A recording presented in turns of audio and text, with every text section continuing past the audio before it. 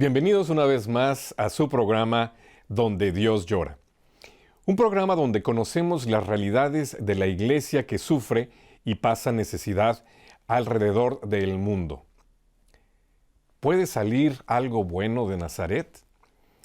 Esas palabras que Natanael le dice a Felipe cuando le anuncia que vaya a conocer al Mesías reflejan el escepticismo, la indiferencia, inclusive el desprecio por aquel que no es de mi pueblo, de mi raza, de los míos.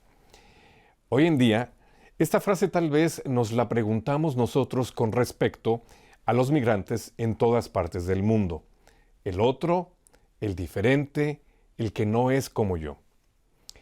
Hoy vamos a hablar sobre este tema que es tan relevante para la iglesia del siglo XXI.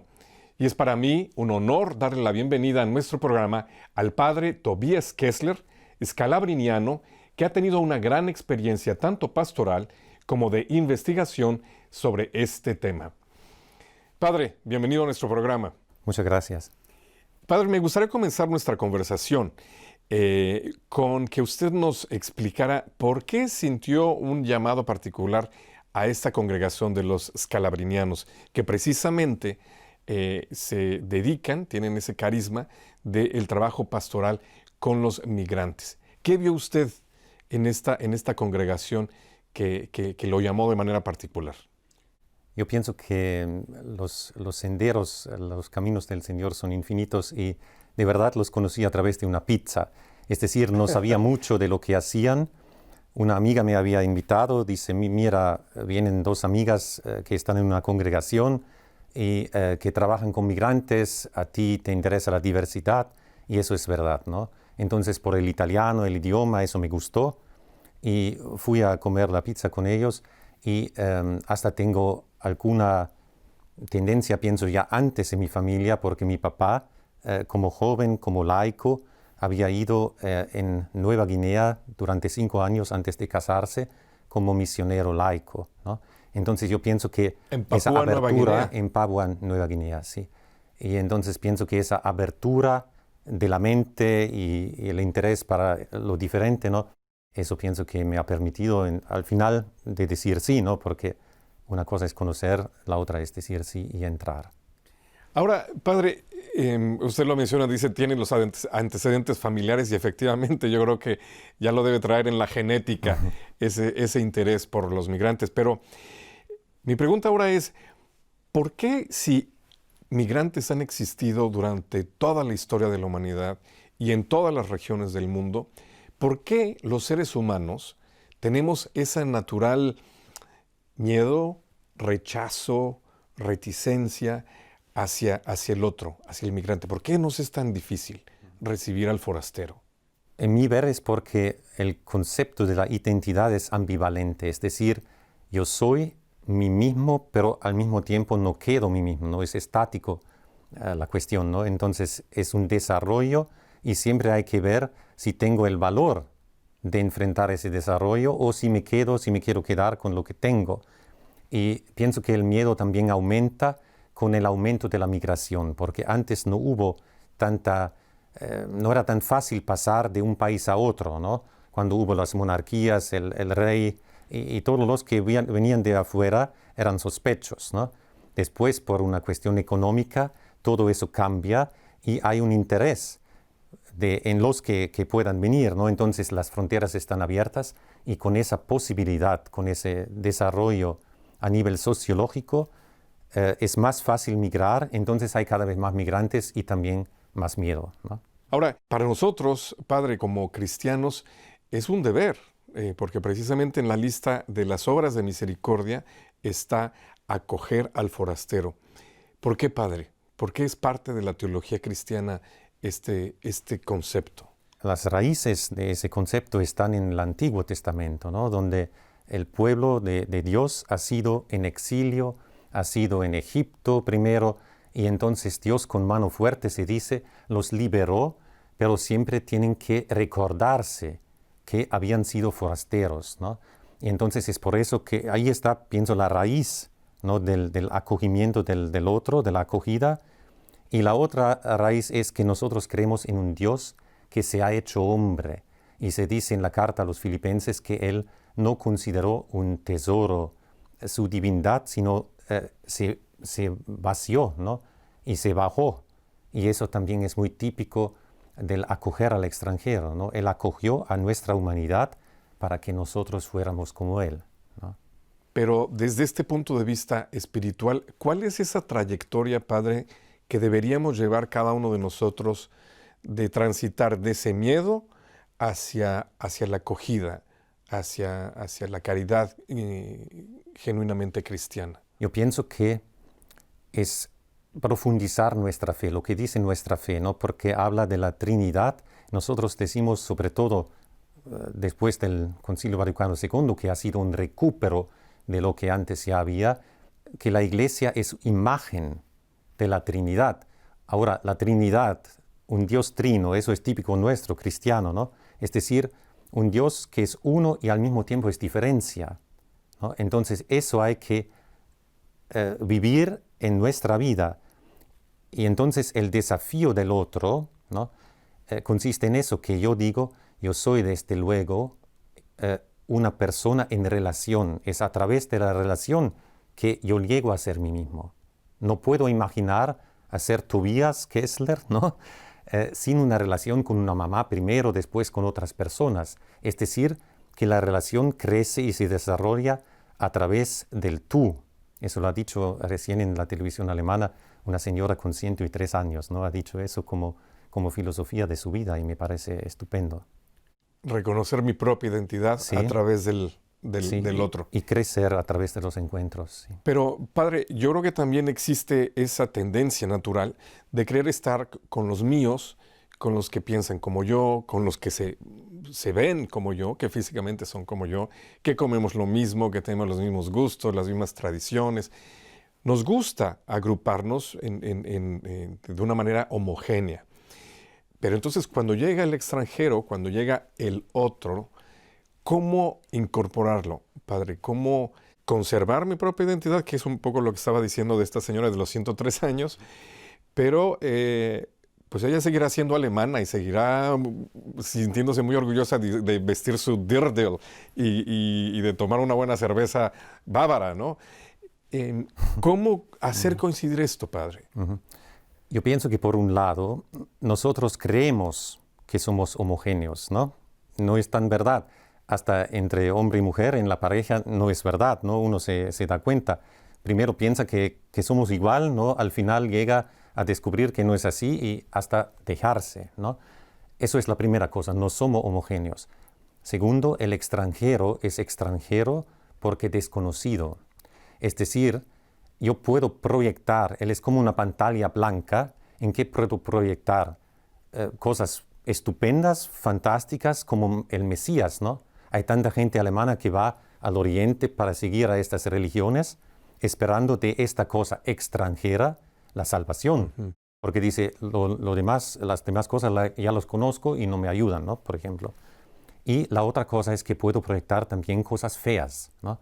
Entonces lo que es necesario, lo que hace falta, es el encuentro, porque a través del encuentro el otro resiste a mis fantasías, ¿no? Lo conozco y entonces él ya hace parte de lo conocido, ya es mío, ya no es extranjero, ¿no? Entonces yo pienso que más encuentros hay con personas diferentes, más puedo diferenciar. Hay una nigeriana, una escritora que se llama Chimamanda Adichie, que escribe sobre eso y dice el peligro de la única historia, ¿no? Que conozco del otro.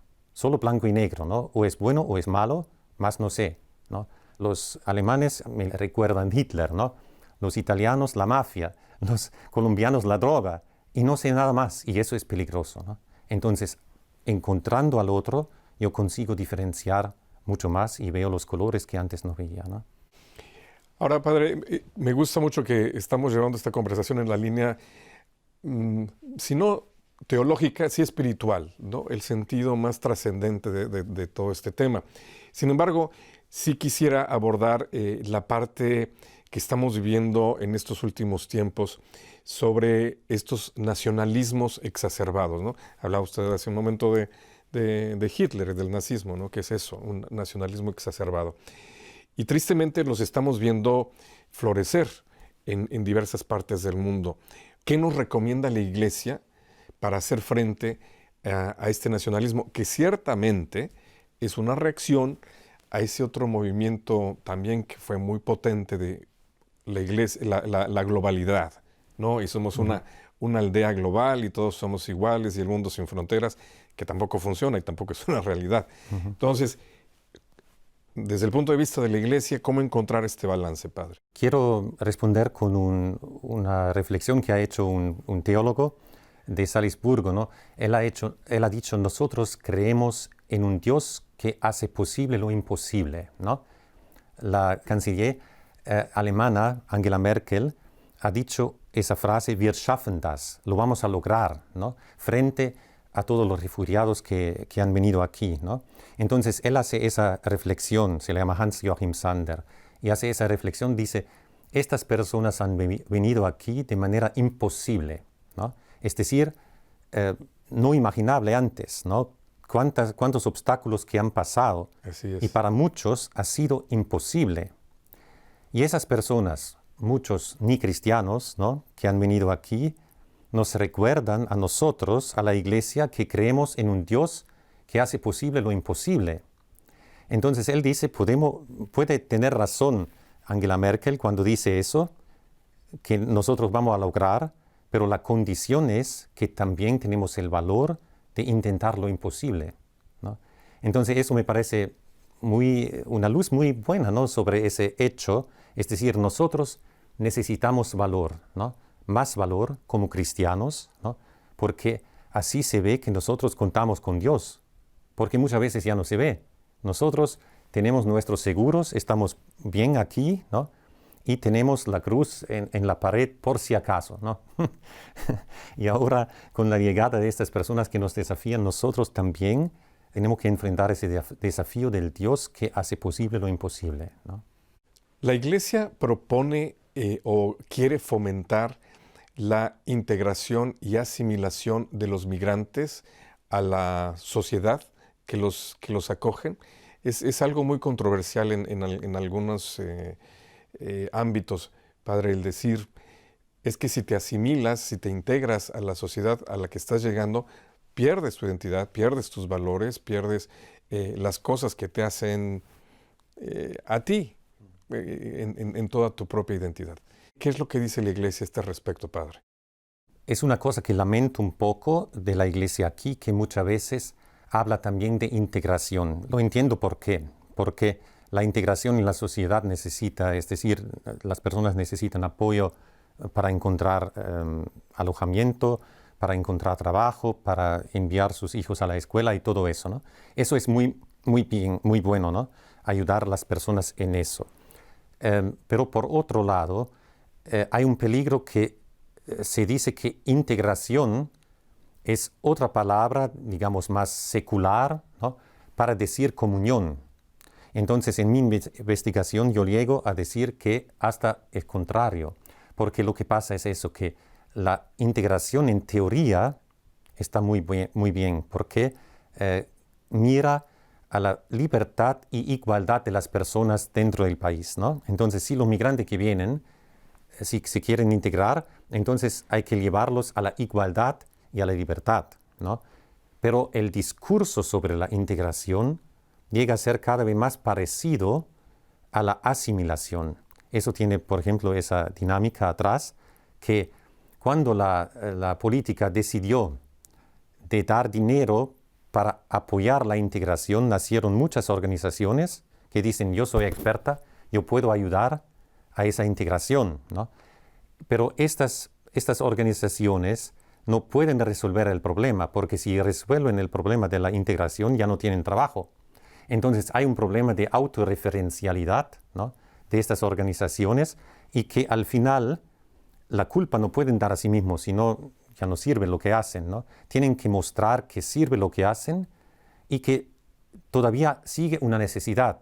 Y responsable de esa necesidad son otra vez los migrantes que no quieren integrarse, ¿no? Entonces, es más a nivel de discurso que el problema o la semántica de la integración se vuelve casi como asimilación, ¿no? Ya no es... y eso la Iglesia no puede aceptar, en mi ver, porque la comunión entre los diferentes es otra cosa. Es decir, la integración dice, yo estoy en el centro y apoyo a ti que te integres. En alemán se dice fördern und fordern, apoyar y exigir al mismo tiempo, ¿no? Pero exigir que tú seas como yo. Parece una reciprocidad, yo apoyo y tú te exijo de ti que tú entres, pero otra vez es sentido único, es la misma dirección, porque yo te apoyo no en tus diferencias, para que quedes diferente, para que puedas curar también de tu diferencia. No, tú tienes que acabar con eso, ¿no? Entonces la comunión, al revés, es yo estoy en el centro, pero no quedo en el centro. Yo voy a la periferia, lo que hace Papa Francisco, ¿no? Yo voy a la periferia, voy afuera, entonces ya no hay centro, todos se mueven y llega a ser un baile, ¿no? Y eso es fiesta, ¿no? Entonces, sí. Eso pienso que es comunión y es diferente de integración.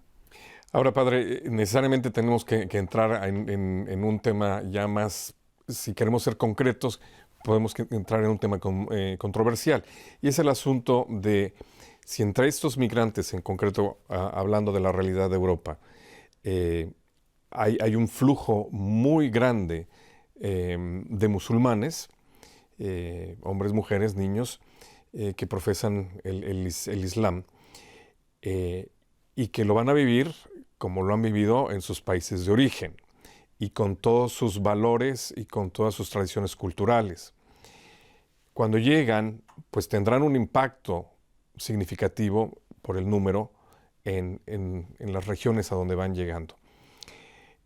Inclusive, como bien decía usted, en este prejuicio del blanco y el negro y de conocer nada más verdades a medias de cada grupo, pues también existe ese peligro es que quieren convertirnos al Islam, ¿no?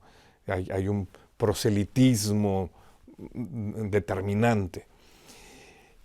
¿Qué es lo que dice la Iglesia, padre? Porque dentro de la misma Iglesia encontramos discursos, podremos decir inclusive contradictorios.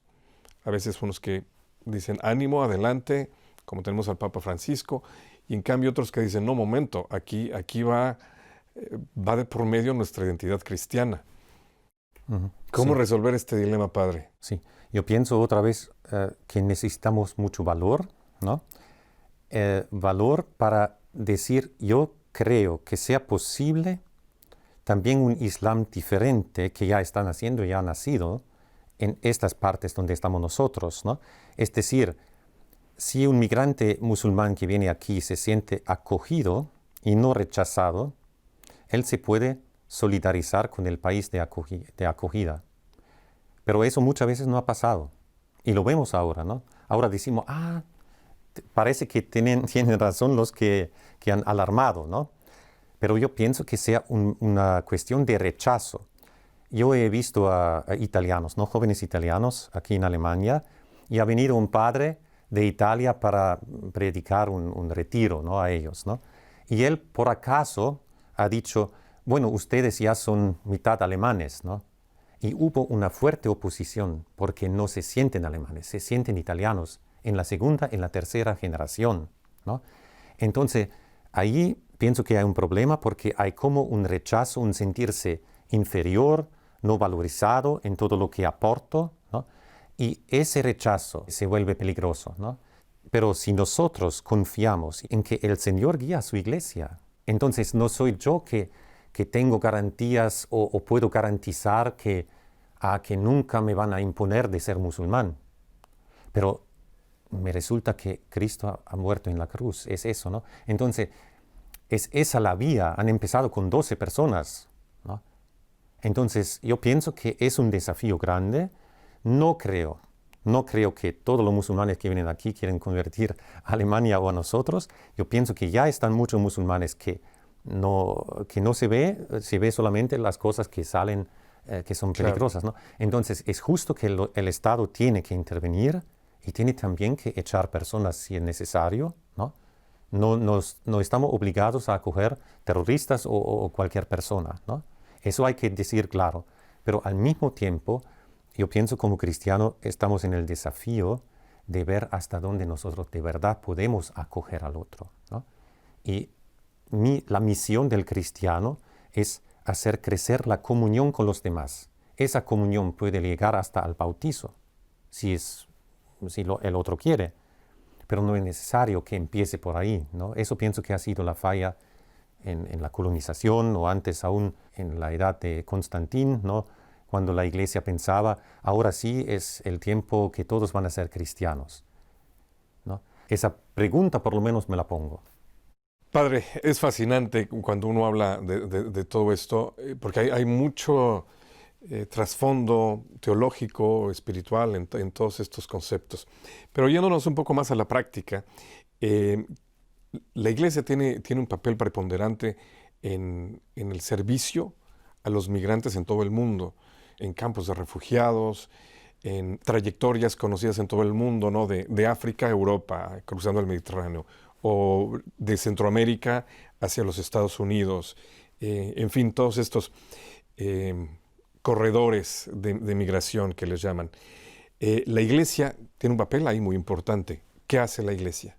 La Iglesia sobre todo quiere proteger al migrante, ¿no? y a las personas necesitadas, no solamente a los migrantes, ¿no? Eso es muy interesante que aquí los obispos, cuando hubo ese aflujo de refugiados aquí, ¿no? han hecho un papel que se llama Leitsätze, ¿no? Se han encontrado con 100 personas expertos, ¿no? Ya 3 veces me parece, o 4, se han encontrado, y han hecho al final un papel donde dice que nosotros no queremos la guerra entre los pobres, porque hay pobres aquí, ¿no? Hay pobres en Alemania y estos pobres están muchas veces afectados y entonces contra estos migrantes que vienen, ¿no? Y es decir, que la llegada de los refugiados ha mostrado y muestra la desunión que hubo ya antes en la sociedad, no solamente en la sociedad alemana, sino también en Europa, ¿no? Esa desunión de Europa no aparecía, pero ahora con los que vienen y que piden ayuda, entonces se ve esa diferencia. Entonces nosotros tenemos que cuidar de una justicia que sea hacia todos, no solamente hacia los migrantes. Pero en esa parte los migrantes, la Iglesia hace mucho también aquí en Alemania, trata con los políticos para trabajar para leyes más adecuadas, ¿no? Donde haya cada vez menos sufrimiento, ¿no? Menos injusticia dentro del mismo país y también hacia los que vienen de afuera. Y además de esa labor, digamos, de cabildeo y de buscar la protección, también dan ayuda muy concreta, ¿no? Existen estas famosas casas de migrantes en las que los escalabrinianos y muchas otras congregaciones los atienden, los ayudan. Sí, nosotros tenemos, por ejemplo, en Roma también una casa de migrante, de refugiado, donde pueden vivir un tiempo. Es la segunda acogida. La primera es que reciben lo necesario para dormir, pero después para poder participar completamente en esa sociedad necesitan otros pasos, ¿no? Entonces son pequeños grupos, es una casa donde yo estudié. Ahora ya no hay muchos estudiantes de teología, están en otro lugar en Roma, pero esa casa ha quedado para acoger a estas personas, familias también, mujeres, hombres, niños, y apoyarlos en aprender, en llegar a esa sociedad nueva, ¿no? Donde están ahora, buscando trabajo, buscando otro alojamiento y todo, ¿no? Pero viven ahí, por ahora viven ahí y después se los acompaña. Hay un tema muy importante, en especial en los Estados Unidos, y es el asunto de la migración legal o ilegal, ¿no? Los indocumentados. La Iglesia ha dado la cara de manera muy valiente por todos estos hermanos nuestros que llegan a los Estados Unidos sin documentos, forzados ya sea por factores económicos o por cuestiones de vida o muerte, porque muchos de ellos huyen de situaciones extremas de violencia. ¿Cuál es la postura, qué dice la doctrina social de la Iglesia respecto a la legalidad o las vías legales para que se dé la migración? Dice que es necesario crear leyes adaptas, es decir, leyes de inmigración que muchas veces no hay o no son suficientes, ¿no? También para canalizar todas estas personas, ¿no? Para que sepan a cuáles condiciones yo puedo entrar en ese país, ¿no? Y a cuáles no, porque resulta que estas economías que tenemos nosotros aprovechan mucho del hecho que hay esa migración ilegal, ¿no? Porque eso está escondida y se puede pagar menos y todo eso, Explotar. es todo por abajo, ¿no? Y entonces estas personas tienen derechos humanos, ¿no? Que si trabajan, tienen el derecho de ser pagados. Ese derecho no lo pueden hacer valer muchas veces, sino solamente a costo de ser echados otra vez, ¿no? Entonces, es mejor también, eso lo han hecho algunas ciudades en Alemania, ver que los hijos de estas personas vayan a la escuela, que el que está enfermo vaya al doctor, ¿no? Porque antes hubo un obligo de denuncia de estas personas, ¿no? De parte de las instituciones, como el rector de una escuela tenía que denunciar que ahí hay hijos ilegales, ¿no? En algunas ciudades renuncian a eso, muy consciente de que así se vuelve más visible y más controlable también, ¿no? Porque si no está por abajo, y entonces se pueden hacer leyes más justas que permitan a estas personas de venir. Yo pienso que hay de parte de la Iglesia una ley fundamental que es la solidaridad con los que necesitan. Ahí no importa si cuesta algo a nosotros porque hay mucha injusticia a nivel global y no hay nada de extraño si estas personas vienen, ¿no? Eso es una cosa. Al mismo tiempo, los estados tienen el derecho de mirar a su economía, a lo que sirve y dar reglas, ¿no? Para esa inmigración, ¿no? Y entonces hay que declinar estas cosas, ¿no? Una con la otra. La necesidad de apoyar, de ser solidario, con también la necesidad de dar reglas y de tener un Estado de Derecho. Eso sí. Padre Tobías, muchísimas gracias por haber dedicado este tiempo aquí a nuestro programa. Muchas gracias también. Y gracias a ustedes también, amigos, por haber estado en un programa más de Donde Dios Llora. Si quieren conocer más acerca del trabajo que la Iglesia hace con los migrantes alrededor del mundo, los invitamos a que contacten la información al final de este programa. Muchas gracias. Que Dios los bendiga.